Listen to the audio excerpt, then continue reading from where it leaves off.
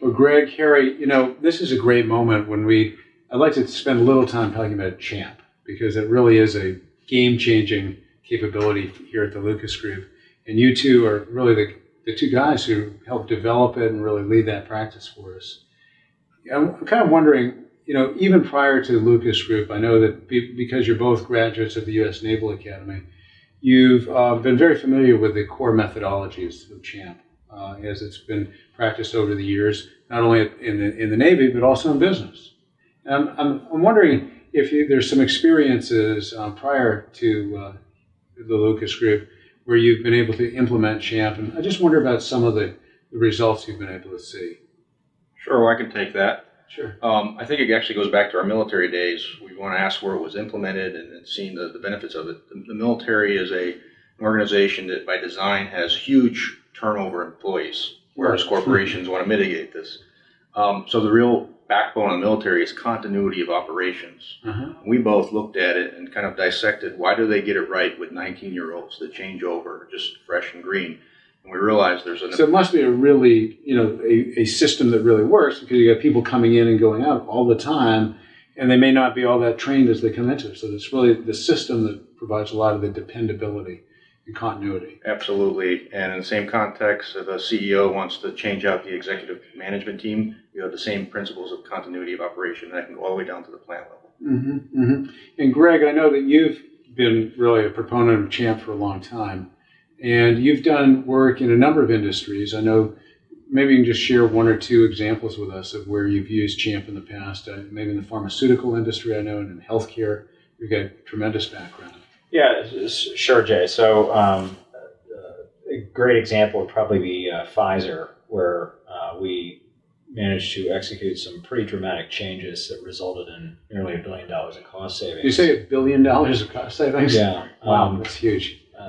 Essentially through combining a lot of activities and rolling them under a program that brought cohesion and visibility to a lot of activities that needed coordination. And previously were unintegrated. Well, one of the things I've come to understand about ChAMP is that it puts the organization on a relatively short leash, in the good sense of the word, where there's kind of a weekly cadence. And people either sign up for something and they do it, or they don't do it. So these weekly reviews they're sort of binary in a sense, aren't they? It's not a long conversation about what they might have done and what they didn't do. And so it's, did you do it or did you not do it? Let's move on.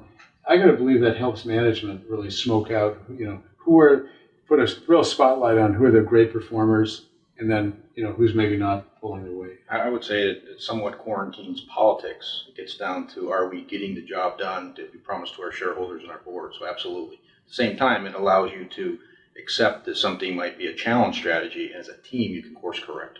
But have either of you seen organizations really change in culture as a result of this? I mean, do they anticipate more? Do they become more flexible in some way? What's your experience with that? Yeah, so I think we've applied this in a number of investor-driven organizations where we've seen a pretty dramatic cultural change.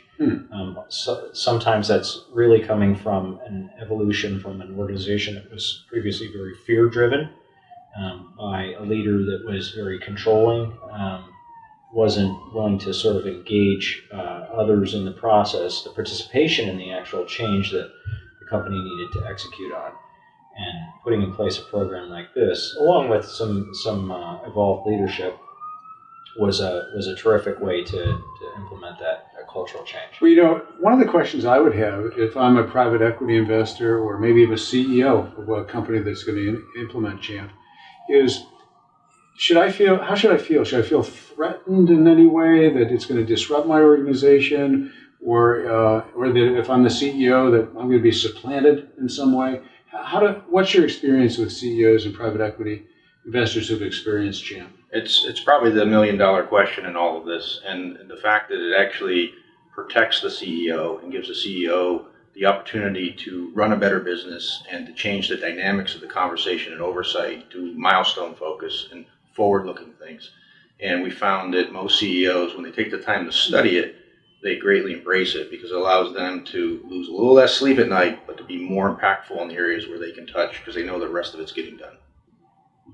I think that's very instructive. Now, if I'm trying to implement one of these programs, typically how long does it take? What is a typical ChAMP program like in terms of either duration and what's the involvement of the Lucas Group during that time and maybe thereafter? So most of these programs in your average middle market company are going to be somewhere on the order of 10 to 12 weeks. That's our level of involvement. So that's a relatively short period, 10 to 12 weeks of sort of hands-on interaction and involvement. Yeah, so I mean, the idea here is really to teach the organization how to apply this technique and carry it forward, so it becomes ingrained in the way that they continue to execute thereafter.